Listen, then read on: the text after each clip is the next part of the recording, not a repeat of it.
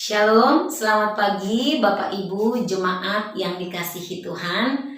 Mari kita merenungkan firman Tuhan pada pagi hari ini. Kita berdoa. Tuhan Yesus yang baik, terima kasih untuk kesehatan, nafas hidup yang masih Tuhan percayakan kepada kami di pagi hari ini. Sebelum kami beraktivitas, kami mau merendahkan hati kami di hadapan Tuhan, merenungkan, dengarkan akan kebenaran firman-Mu. Tuhan Yesus tolong kami. Amin. Ya Bapak Ibu, firman Tuhan bagi kita pada pagi hari ini terambil dari kitab 2 Raja-Raja pasal 1 ayat yang pertama hingga ayatnya yang ke-12. Namun saya hanya akan membaca ayat 3 dan 4, demikian firman Tuhan. Tetapi berfirmanlah malaikat Tuhan kepada Elia orang Tisbe itu, "Bangunlah, berangkatlah menemui utusan-utusan Raja Samaria dan katakan kepada mereka, apakah tidak ada Allah di Israel, sehingga kamu ini pergi untuk meminta petunjuk kepada Baal Zebub, Allah di Ekron.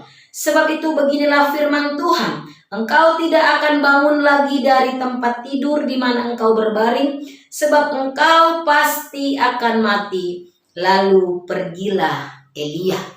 Ya, Bapak Ibu saudara-saudara yang dikasihi Tuhan, dikisahkan di dalam 2 Raja-Raja nats yang kita baca ini, bahwa dikatakan suatu hari jatuhlah Ahazia dari kisi-kisi kamar atasnya yang ada di Samaria lalu menjadi sakit. Ya, jadi Raja Ahazia yang menggantikan Raja Ahab diceritakan terjatuh dan dia khawatir bahwa kondisinya tidak akan sembuh gitu ya, dan dia meminta petunjuk ya. Dia meminta petunjuk atau dia berkonsultasi melalui utusan-utusan yang dia utus ke sana ya. Dia meminta petunjuk kepada Baal Zebub dikatakan ya. Dan tentu juga mungkin ya Raja Ahazia ini berharap bahwa Baal Zebub ini akan menyembuhkan dirinya. Sungguh ironis ya Bapak Ibu, seorang Raja Israel ya tidak mencari Allah, tetapi dia mencari ilah lain untuk kesembuhan dirinya.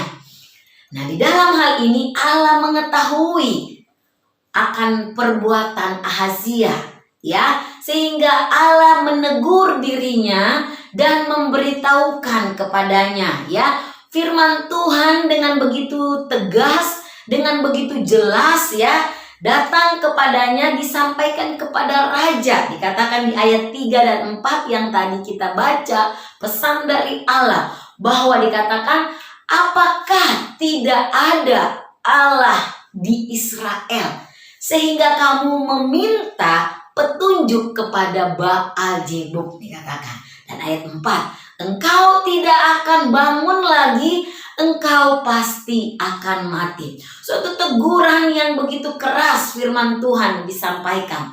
Namun ketika utusan-utusan itu menyampaikan kepada Raja Ahazia bahwa Elia menyampaikan apa yang Allah sampaikan, respon daripada Ahazia adalah dia mempertanyakan siapa yang berkata demikian.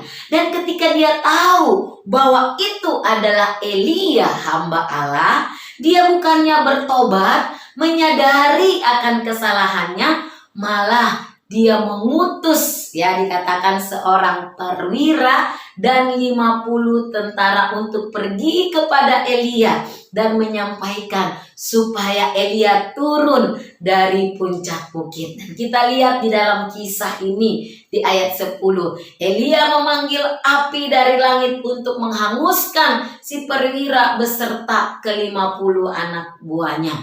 Dan tidak sampai di sana ya, Ahazia kembali mengirim pasukannya dan kisahnya pun berakhir sama ya, mereka semua mati ya.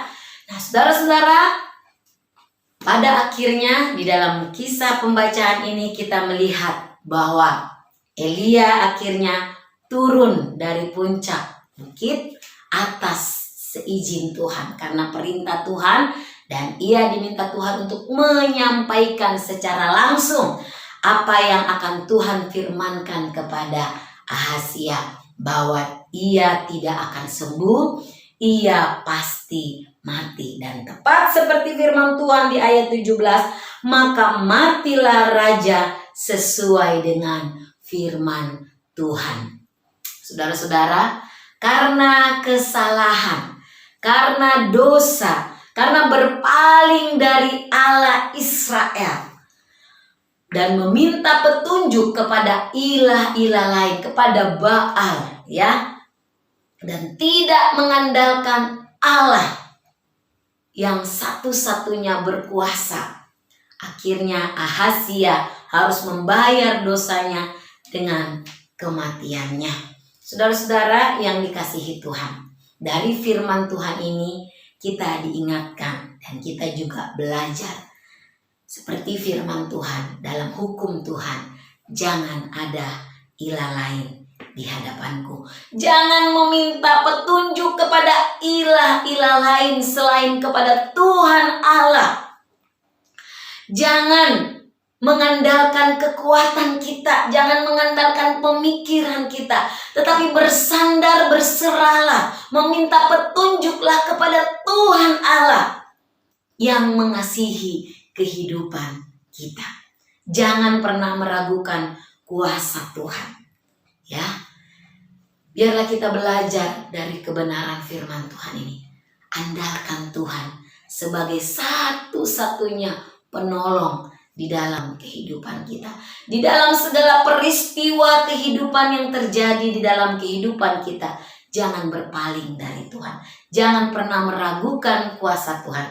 Tapi mari dengan segala kerendahan hati kita datang kepada Tuhan. Kita berserah kepada Tuhan. Yakinlah, ketika dengan kesungguhan hati kita mencari Tuhan, maka Tuhan akan menolong kita dengan cara dan kuasanya yang ajaib. Kiranya firman Tuhan ini memberkati setiap kita. Kita berdoa. Terima kasih Tuhan Yesus untuk kebenaran firman-Mu di pagi hari ini yang kembali mengingatkan kami bahwa biarlah kami sebagai orang-orang percaya yang sudah ditebus dan diselamatkan, kami hanya mengandalkan Engkau sebagai satu-satunya penolong di dalam kehidupan kami. Kami tidak mau meragukan kuasa Tuhan atau bahkan kami mencari pertolongan kepada ilah lain yang membuat Engkau ya Tuhan tidak suka bahkan sedih ya Tuhan. Tetapi biarlah kami sungguh-sungguh hidup hanya mengandalkan Engkau di dalam kehidupan kami. Terima kasih Tuhan Yesus, terima kasih di dalam nama-Mu ya Tuhan kami memohon dan berdoa. Amin.